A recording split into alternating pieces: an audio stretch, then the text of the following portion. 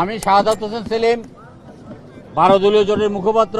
আমার পাশে আছেন সমন্বয়ক 12 দলের সৈয়দ হাসানুল হুদা, জনাব মহিউদ্দিন একরাম সহ 12 দলের নেতৃবৃন্দ। আমরা দীর্ঘ সময় পর্যন্ত আলোচনা করেছি। সংস্কার কমিশনের 6 জন যে সংস্কার প্রস্তাব দিয়েছেন, সেই প্রস্তাবগুলো ওনারা হার্ড কপি আমাদের কাছে প্রেরণ করবেন। আমরা সেটা দেখে আমাদের লিখিত বক্তব্য দেব। পরবর্তীকালে ঐক্যবদ্ধভাবে আমরা যে সংস্কারের পক্ষে মতামত দেব। আমরা প্রধান উপদেষ্টাকে বলেছি, আপনি ডিসেম্বরের মধ্যে নির্বাচন দেবেন বলেছেন। আমরা সেটা বিশ্বাস করছি এবং আমরা সেভাবে প্রস্তুতি নিচ্ছি। বিচার, সংস্কার এবং নির্বাচন একে অপরের প্রতিদ্বন্দ্বী নয়। এই তিনটি কাজ একসাথে চলতে পারে। এবং আমরা এও বলেছি, জাতীয় সংসদ নির্বাচনের পূর্বে স্থানীয় সরকার নির্বাচনের চিন্তা করাটা অত্যন্ত বিপজ্জনক হবে। যেই বিপজ্জনক পরিস্থিতি সৃষ্টি হবে, সেটা সামাল দেওয়া তত্ত্বাবধায়ক সরকারের পক্ষে সহজ হবে না। সুতরাং সারা জাতি উন্মুখ হয়ে আছেন জাতীয় নির্বাচনের জন্য। জাতীয় নির্বাচনে আমরা চাই। পাশাপাশি আমরা প্রধান উপদেষ্টাকে বলেছি, দয়া করে আপনি আপনার উপদেষ্টা মণ্ডলীর পরিধি বৃদ্ধি করেন।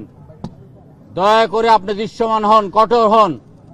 আইন শৃঙ্খলার চরম অবনতি, দ্রব্যমূল্যের ঊর্ধ্বগতি, সড়কে বিশৃঙ্খলা, এই কথাগুলো আমরা বলেছি।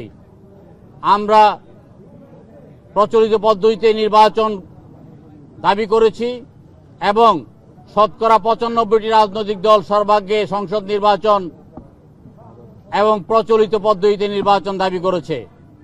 আমরা আবারও বসব।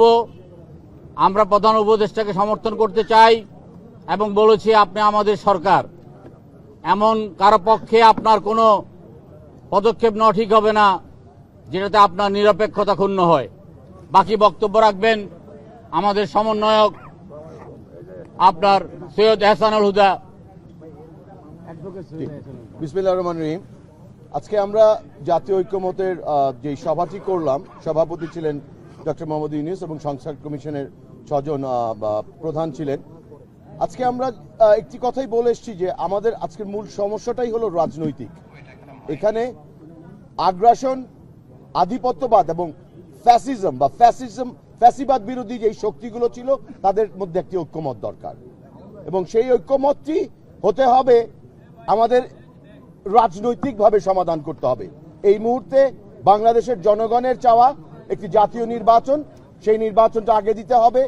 কিছু কিছু উপদেষ্টা বলেছেন তারা নীতিগতভাবে সিদ্ধান্ত নিয়ে ফেলেছেন স্থানীয় সরকার নির্বাচন দিবেন। আমরা এটার প্রতিবাদ করেছি। বাংলাদেশে একটি গৃহযুদ্ধের মতো অবস্থা সৃষ্টি হবে যদি আজকে কেউ স্থানীয় সরকার নির্বাচন দেওয়ার ব্যবস্থা করেন। এবং আমরা সেই সাথে আওয়ামী লীগ এবং তার দোসরদের, যারা গত নির্বাচনে আওয়ামী লীগের সাথে অংশগ্রহণ করেছিল, তাদের ব্যাপারে আইনি ব্যবস্থা নেওয়া এবং তাদেরকে নিষিদ্ধের দাবি জানিয়েছি। ধন্যবাদ আপনাদেরকে।